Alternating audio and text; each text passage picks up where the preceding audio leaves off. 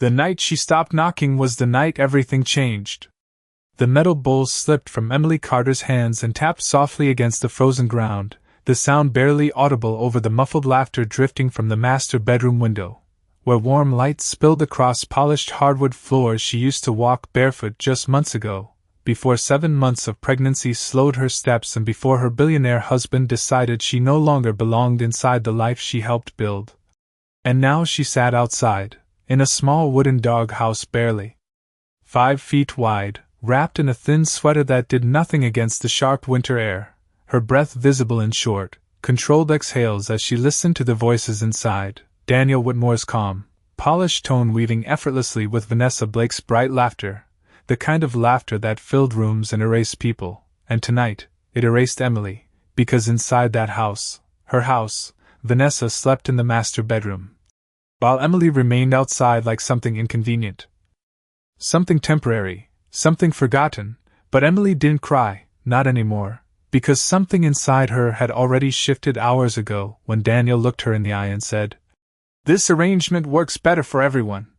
As if she were part of a negotiation instead of a marriage, and she nodded then, quiet, obedient, exactly what he expected, because Daniel Whitmore built his empire on control, on appearances, on the belief that everything and everyone had a place, and Emily had just been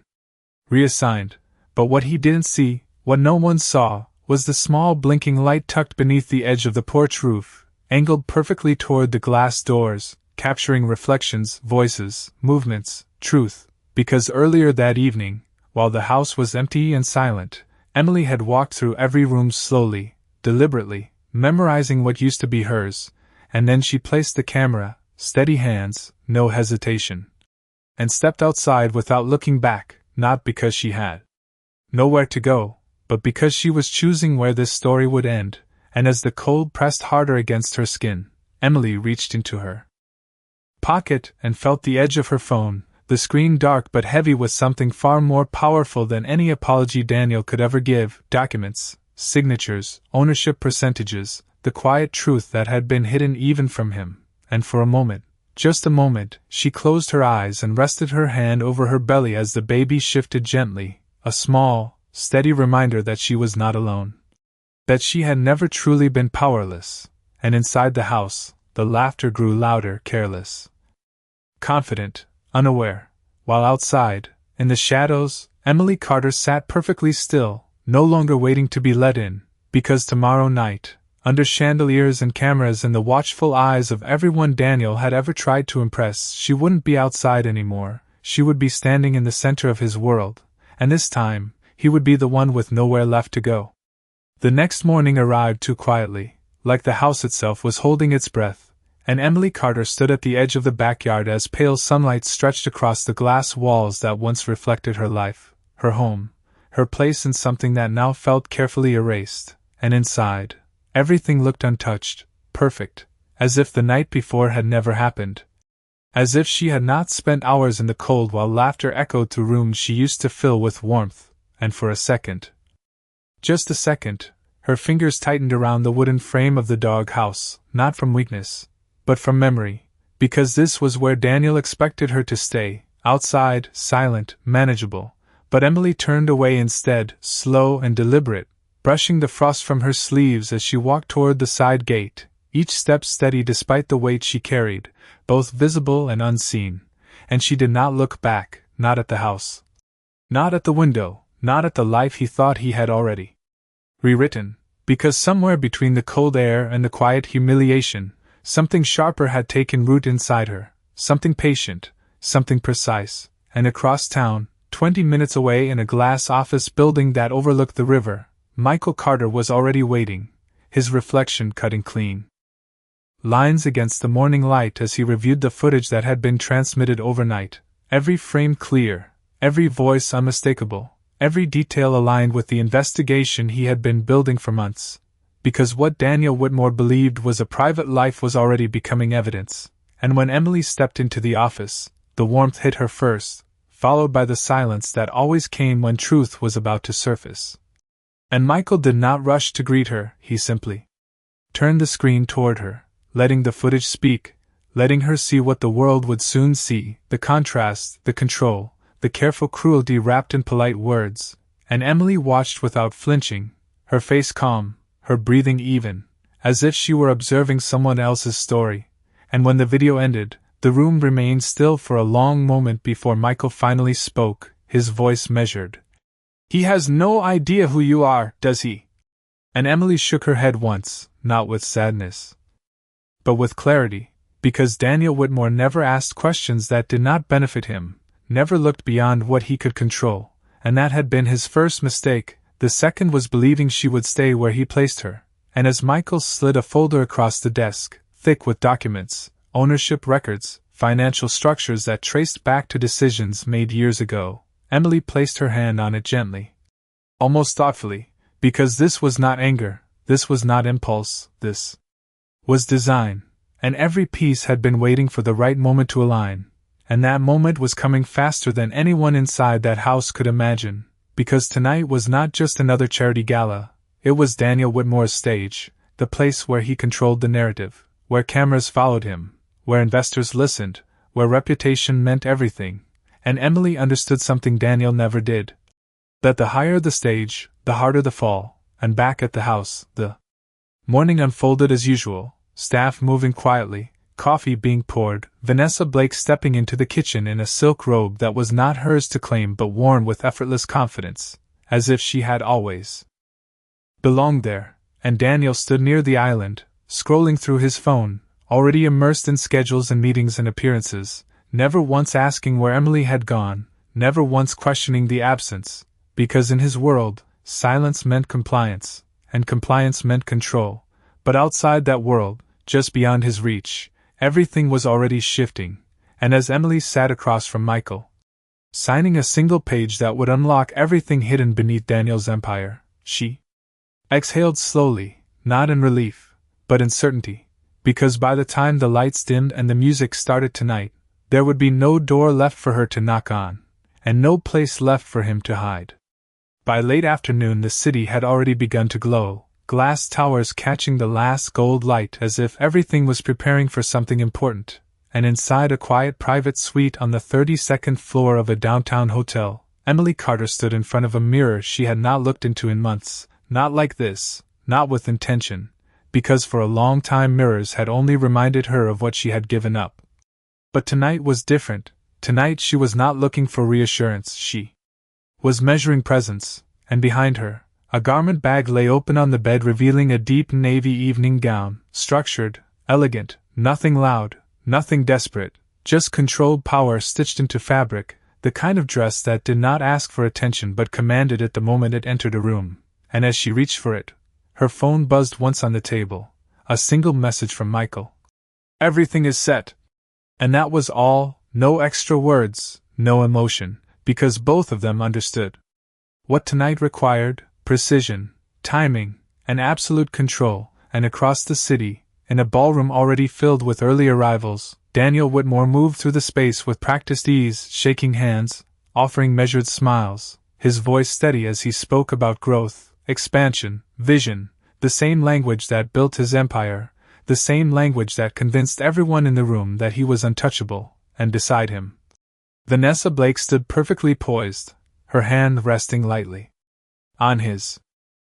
arm, her expression confident, almost triumphant, as if she had already secured her place in a future she barely understood, and no one questioned it, because appearances had always been Daniel's strongest weapon, the illusion of perfection, the careful narrative that kept everything aligned, but illusion only worked when no one challenged it, and tonight someone would, because as the clock moved closer to 7, Emily stepped into the gown and fastened it slowly, her movements calm, deliberate, as if each second mattered because it did. Every second brought her closer to the moment where silence would no longer protect him, and when she finally turned back to the mirror, there was no hesitation in her eyes, no trace of the woman who once waited for approval, only clarity, only purpose, and she rested her hand briefly over her belly, feeling the quiet movement beneath, grounding herself not in fear, but in truth, because this was never just about her, it was about what she refused to allow anymore. And downstairs, a car waited, engine running, door open, the driver stepping aside without a word as she approached, and as Emily slid into the back seat, the city lights flickered across the window like reflections of something shifting just beneath the surface. And at the gala, the room was now full, laughter rising, glasses clinking, conversations blending into a soft hum of influence and expectation. And Daniel stood at the center of it all, preparing for his speech, unaware that the carefully constructed world around him was already beginning to fracture in ways he could not see, because at that exact moment, across multiple screens hidden within the venue's system, a file had already been queued, silent, waiting, and Michael Carter stood near the back of the room, unnoticed, watching everything with the patience of someone who understood that timing was everything. And when the doors finally opened again, a subtle shift moved through the crowd. Not loud, not immediate, but enough to draw attention, because Emily Carter had just walked in, not rushed, not uncertain, but steady, composed, her presence cutting clean through the noise without a single word, and for the first time that evening, Daniel Whitmore paused mid-sentence, his gaze locking onto something he did not expect, something he had already dismissed, and in that brief moment of recognition, before confusion could turn into control, before explanation could reshape reality, Emily took one more step forward into the light, and everything he believed he understood about power began to unravel. The room did not fall silent all at once, it shifted, like a current changing direction, subtle at first, then undeniable, as conversations softened and heads turned, drawn not by noise but by presence, and Emily Carter moved forward without hesitation, each step measured against the polished marble floor, the soft echo of her heels cutting through the low hum of the crowd, and Daniel Whitmore felt it before he understood it. That quiet disruption, that moment where control begins to slip. Without warning, and for a fraction of a second he said nothing, his practiced composure holding just long enough to disguise the flicker of uncertainty behind his eyes, before he adjusted his posture, straightened his jacket, and stepped toward her as if this had always been part of the plan. "Emily," he said, his voice smooth, controlled, the same tone he used in boardrooms and interviews, the tone that shaped narratives and dismissed problems before they formed, but Emily did not stop where he expected her to. She did not pause at the edge of his space or lower her gaze in quiet acknowledgement. Instead she walked past him, just slightly, enough to break the frame he had created, and turned to face the room instead, her expression calm, almost distant, as if she were observing rather than participating, and that was when people began to notice the details, not the drama, but the difference, the way she carried herself. The absence of apology, the quiet authority that did not match the version of her they thought they knew, and Vanessa Blake's smile tightened just enough to reveal tension beneath it, her fingers curling slightly around the stem of her glass as she watched something she could not immediately define, because this was not the reaction she expected. There was no scene, no raised voice, no visible fracture, just a stillness that felt far more dangerous, and across the room, Michael Carter shifted his position slightly, his gaze fixed on the control panel near the stage where a technician stood unaware that the next command had already been authorized, cued, waiting, and Daniel stepped closer again, lowering his voice now, trying to contain what he did not yet understand. "This is not the place for this," he murmured, a statement disguised as concern but built on assumption, the assumption that he still dictated the terms, that he still controlled the setting, the timing, the outcome. But Emily turned her head just enough to meet his eyes, and for the first time that evening, there was no reflection of him in her expression, no trace of the person he had shaped or dismissed, only clarity, and she said quietly, "You are right, it is not your place anymore." And the words did not echo loudly, they did not need to, because at that exact moment the lights dimmed slightly as the main presentation began, drawing attention toward the stage, toward the large screen behind it, where Daniel's name appeared in bold, polished letters, the symbol of everything he had built, everything he believed was secure, and he turned instinctively, ready to step into that spotlight, ready to reclaim the narrative. But the screen did not behave as expected, the title flickered once, then shifted. Replaced not with branding or numbers, but with footage clear,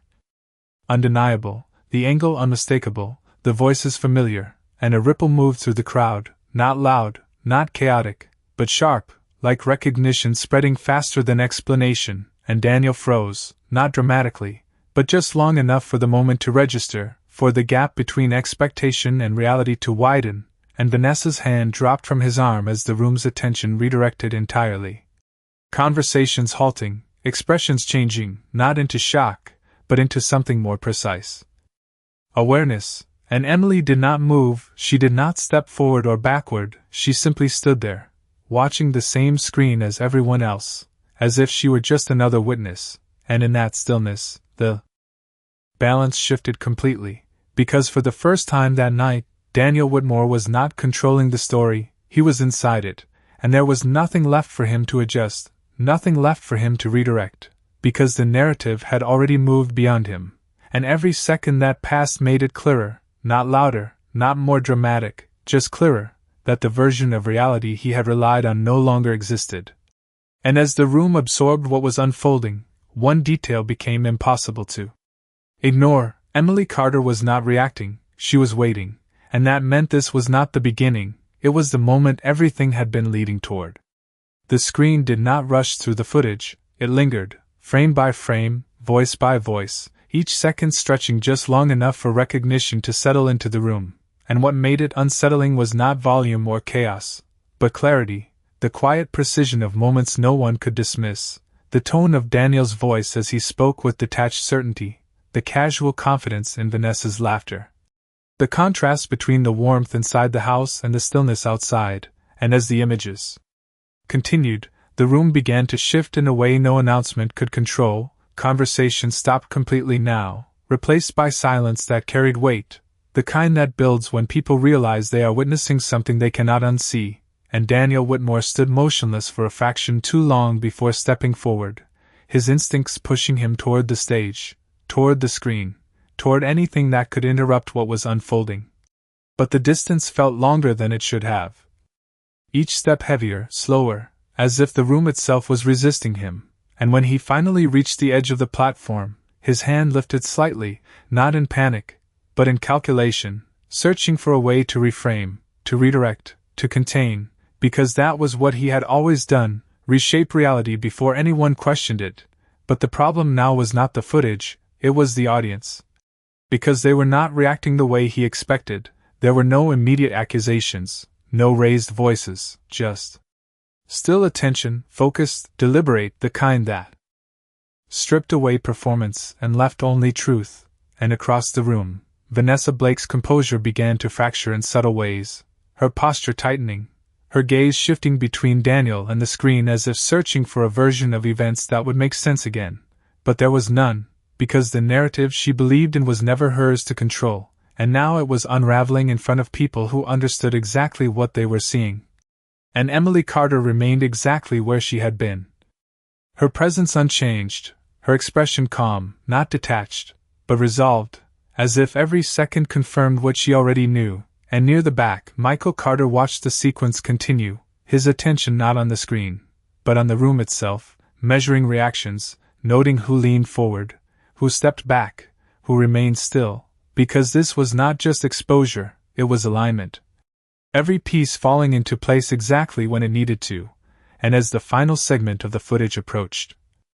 the shift became undeniable. The room was no longer observing Daniel Whitmore the successful businessman, they were observing Daniel Whitmore the subject, and that distinction changed everything, because once perception moved, control followed, and Daniel felt it, not as panic, but as absence, the sudden realization that the space he once commanded was no longer responding to him. And when the screen faded briefly to black, a pause settled over the room, not empty, but full, as if everyone was waiting for the next move, the next explanation, the next attempt to restore balance, and Daniel turned, ready to speak, ready to step into that silence and reclaim it.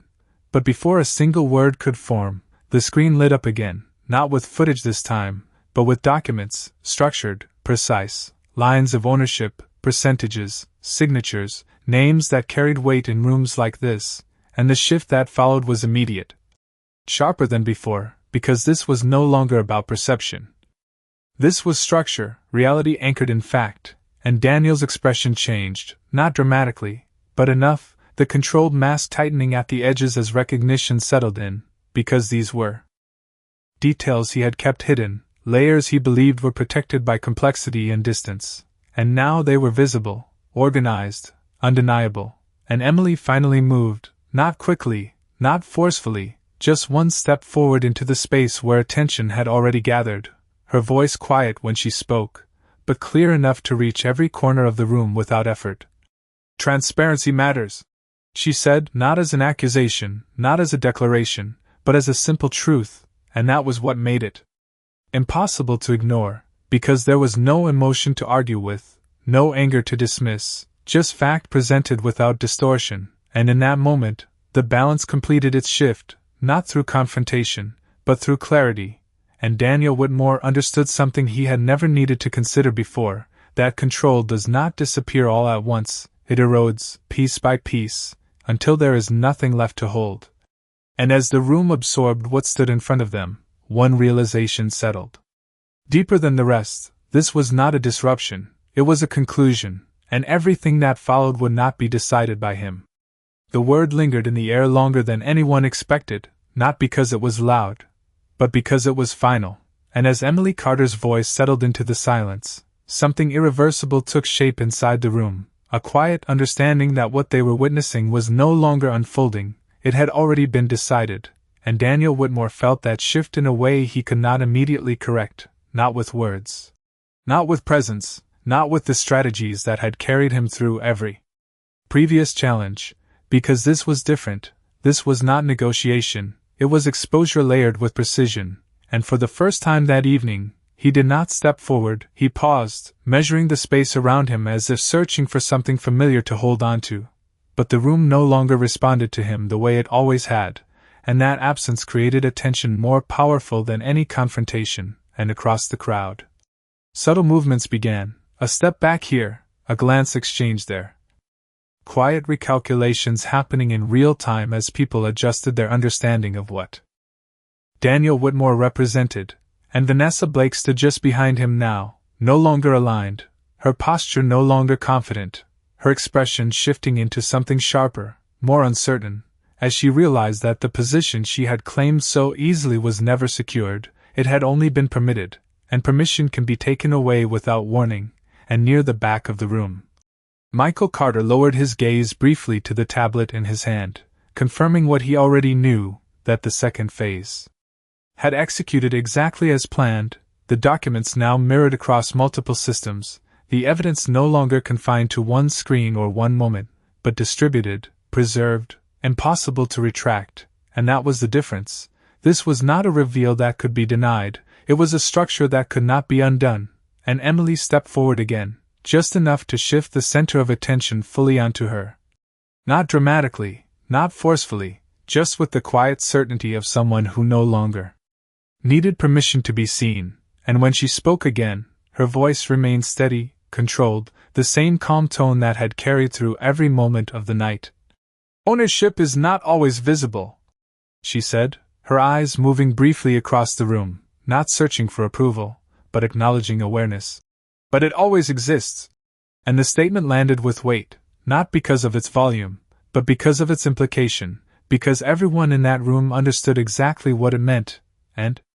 Daniel understood it too, the realization settling in layers, first recognition, then calculation, then something else, something he had not needed to confront before, limitation, because the structure he believed he controlled was no longer fully his, and the timing of that realization could not have been worse, because the room had already shifted its attention, already begun to realign its perception. And once perception moved, influence followed, and influence was the foundation of everything he had built, and for a brief moment, Daniel's composure tightened, not breaking, but narrowing, as if the space available to him had suddenly become smaller, more defined, and he spoke, finally, his voice still measured, still controlled. "If there is a misunderstanding, it can be addressed privately." And the words were careful, deliberate, an attempt to pull the narrative back into a controlled environment, to reframe the moment as something contained, manageable, temporary. But Emily did not respond immediately, she let the silence return, let it settle, let it emphasize the difference between what was being offered and what had already been established, and when she did speak, it was Not to argue, not to correct, but simply to clarify. "This is not a misunderstanding," she said, and that was all, no elaboration, no escalation, just a line drawn clean and clear, and the effect was immediate, not explosive, but definitive, because there was no space left for interpretation, and as the weight of that settled into the room, a new presence entered the edge of the scene, subtle at first, then unmistakable, individuals in dark suits moving with purpose, not hurried, not aggressive, but intentional, their arrival quiet yet impossible to ignore, and Daniel's gaze shifted toward them instinctively, his expression tightening just enough to reveal the shift beneath the surface, because this was not part of his structure, not part of his control, and Emily remained still, her posture unchanged, her expression calm, as if this, too, had always been part of the sequence, and in that moment, the final layer became clear. This was never about a single night, a single decision, or a single act. This was about alignment, about truth moving into place piece by piece until there was nothing left to adjust, and as the room absorbed the full weight of what stood before them, one realization settled quietly but firmly into every corner of the space. Daniel Whitmore was no longer the one shaping the outcome, he was the outcome. The movement at the edge of the room was subtle, almost polite, but it carried a weight that no one could ignore, and as the individuals in dark suits stepped fully into view, the atmosphere shifted again, not louder, not chaotic, just sharper, more defined, as if the night had reached a point where everything unspoken was now being acknowledged, and Daniel Whitmore understood it instantly, not because of what they said, but because of what they represented: structure beyond his control, authority that did not respond to influence or reputation, and for the first time since the evening began, he did not move toward the center, he stayed where he was, his posture still composed but no longer commanding, his presence no longer setting the tone of the room. And that difference was visible, not dramatic, but unmistakable, and across from him, Emily Carter remained steady, her gaze calm, her breathing even, as if she had already stepped beyond the moment everyone else was still processing, because for her, this was not an interruption, it was a continuation, the final alignment of everything she had set into motion long before she walked through those doors. And one of the men approached Daniel with quiet professionalism, his voice low, respectful, but firm enough to carry meaning, words exchanged too softly for the entire room to hear, yet clear enough in intention that no explanation was necessary. And Daniel listened, his expression controlled, his eyes focused, absorbing each detail without reaction, because reaction would not serve him here, not now, not in a space where every movement was being observed, measured, interpreted. And when the man finished speaking, Daniel nodded once, a small, contained gesture that acknowledged what could not be avoided. And that was when Vanessa Blake took a step back, almost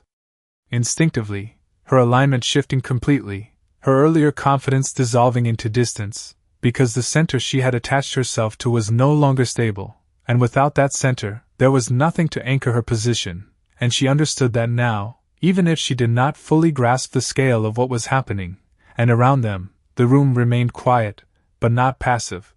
Every person present aware that they were witnessing a moment that would not be repeated, a shift not just in perception, but in reality, because once structure is questioned publicly it does not return to its original form, it changes permanently. And near the back, Michael Carter finally allowed himself a single exhale. Not relief, but confirmation, because everything had unfolded exactly as intended, no excess, no deviation, just precision, and he watched his sister now, not as someone who needed protection, but as someone who had claimed her own ground completely. And Emily took one final step forward, closing the distance that no longer mattered, her presence now the undeniable focal point of the room. And she did not look at Daniel immediately, she let the moment breathe, let the silence carry the weight of what had already been revealed, and when she finally spoke, her voice remained unchanged, calm, steady, impossible to misinterpret. "Some things do not need to be said twice," she said, not as a warning, not as a statement of power, but as a conclusion, and that was what made it final, because there was nothing left to add, nothing left to clarify, everything necessary had already been placed in front of the room, and Daniel met her gaze then, not with defiance, not with dismissal, but with Recognition, the kind that comes when a narrative you believed you controlled no longer belongs to you, and in that moment, no one spoke, no one moved, because the outcome had already been decided, not by force, not by volume, but by alignment, by truth placed exactly where it could not be ignored, and as the individuals who had entered earlier stepped slightly to the side, creating a path that had not existed before. The final shift became clear, not announced, not emphasized, just present. And Emily Carter did not hesitate. She turned away from the center of the room, away from the stage, away from the version of her life that had been defined by someone else, and began to walk forward, not quickly, not dramatically, just steadily, as if she had always known where she was going. And behind her, the room remained still, watching, understanding that what they had just witnessed was not a moment of collapse, but a moment of clarity. And as the doors opened quietly ahead of her, letting in the cool night air, one truth settled deeper than anything else: power does not always announce itself. Sometimes it simply leaves, and takes everything with it. The night air felt different the moment Emily Carter stepped outside, cooler, sharper, but cleaner in a way the ballroom could never be, and for the first time in months she inhaled fully, not cautiously, not quietly, but completely, as if something that had been pressing down on her chest had finally lifted without needing permission. And behind her, the doors closed softly, sealing off the world she had just walked away from. A world that still echoed with controlled voices, shifting alliances, and the quiet unraveling of a man who had once believed everything inside that room belonged to him. But Emily did not pause, she did not turn around, she simply kept walking, each step steady against the pavement as the city lights stretched out in front of her, reflecting across glass and steel like a different kind of stage, one that did not require performance. And a car door opened ahead of her, the driver stepping aside with a subtle nod. But before she reached it, another figure approached from the side unhurried. Familiar, and Michael Carter stopped just a few feet away, not blocking her path, not interrupting her momentum, just present, his expression calm, his eyes searching hers for something that did not need to be spoken. And for a brief second, the world slowed, not dramatically, just enough for recognition to settle between them, and Emily gave a small nod, not of relief, not of victory, but of understanding. Because everything that needed to happen had already happened, and Michael exhaled. Quietly, his voice low when he spoke. "It is done." And Emily considered that for a moment, not rejecting it, but not fully accepting it either, because what had ended inside that room was only one part of a larger story, and she knew that, she understood that consequences unfold in layers, not in moments. And as she finally reached the car, her hand resting briefly on the door, she paused, not from hesitation, but from clarity. Because there was one last piece of the night that had not yet aligned, something small, something personal, something that had nothing to do with documents or ownership or public exposure. And without turning back toward the ballroom, she spoke, her voice quiet but steady. "He never looked outside." And Michael's expression shifted slightly, not confusion, but recognition, because he understood exactly what she meant, not just the literal meaning, but the pattern behind it, the way Daniel Whitmore had built his world inward, focused only on what he could control, what he could see, what he could define, and in doing so, he had ignored everything beyond that boundary, everything he dismissed as irrelevant, including the one place where Emily had been standing all along. And for a moment, neither of them said anything else, because there was nothing left to add, and Emily stepped into the car, settling into the seat as the door closed softly behind her, the interior quiet, insulated, a space that felt separate from everything that had just occurred. And as the car pulled away from the curb, the city moved around her in a blur of lights and motion, but inside, everything felt still, grounded, certain, and she rested her hand over her belly again, feeling the subtle movement beneath, the steady reminder that this was never just about survival, it was about what came next. And back inside the ballroom, the energy had shifted completely, conversations no longer fluid but fragmented, controlled voices now edged with uncertainty, and Daniel Whitmore remained near the center, no longer the focal point, but not yet removed from it either. Suspended in a space between what he had been, and what he was becoming, and the individuals who had approached him earlier stood nearby, not aggressive, not forceful, just present, their presence enough to define the boundaries that now existed around him, and Vanessa Blake had moved further away, her earlier confidence replaced by distance, her gaze no longer fixed on Daniel but drifting toward the exits, toward escape, toward anything that would place her outside the radius of what was unfolding, because she understood now. Even if she would never say it, that proximity to power is only valuable when that power holds, and once it begins to dissolve, proximity becomes risk. And across the room, Michael watched for one last moment before turning away, his role complete, his presence no longer required. Because the outcome had already taken shape, and as he stepped out into the night, the same cool air meeting him as it had met Emily, one thought settled quietly into place, not as a statement, but as a realization that control is never as permanent as it appears, and that sometimes, the most decisive moment is not when everything collapses, but when someone chooses to walk away before it does. Morning arrived without ceremony, no headlines yet, no official statements released to the public, just a quiet shift that moved through boardrooms, inboxes, and private calls before the sun had fully risen over the city, and Emily Carter sat by a wide window in a place that did not carry echoes of the past, a place chosen not for comfort but for clarity, her posture relaxed but grounded. A cup of untouched coffee cooling slowly beside her as the world outside continued its usual rhythm. Unaware that something significant had already changed, and her phone rested face down on the table, silent for now, though she knew it would not stay that way for long, because outcomes like last night do not remain contained, they expand, they ripple, they reach every corner that once depended on the illusion that had just been removed, and across the city, Daniel Whitmore sat in an office that still looked the same, glass walls, polished surfaces, everything in place exactly as it had always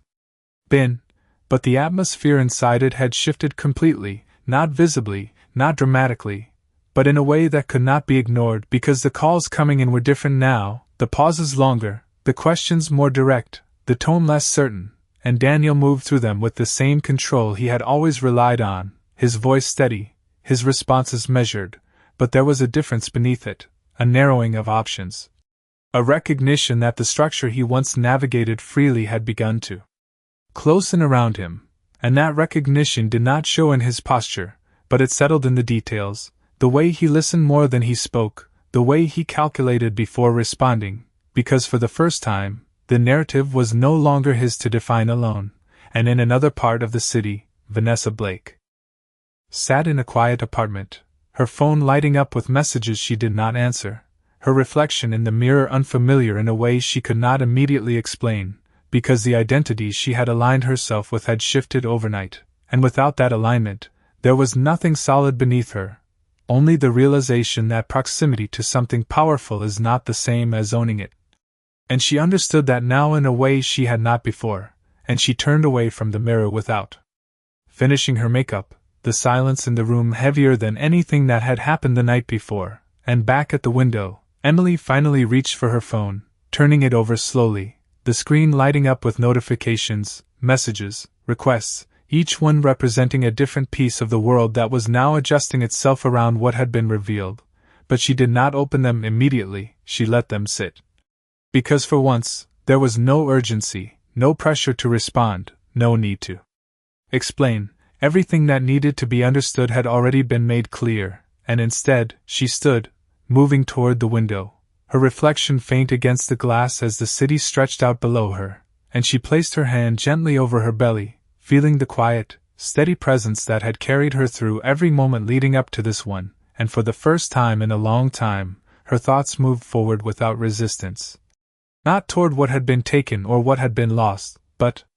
toward what remained, what could be built, what would no longer be defined by someone else's decisions, and she exhaled slowly, not as a release, but as a beginning, and behind her, the phone continued to light up, each notification a reminder that the world was still moving, still reacting, still adjusting. But Emily did not turn back right away, she stayed where she was, looking out at a future that had not yet been written.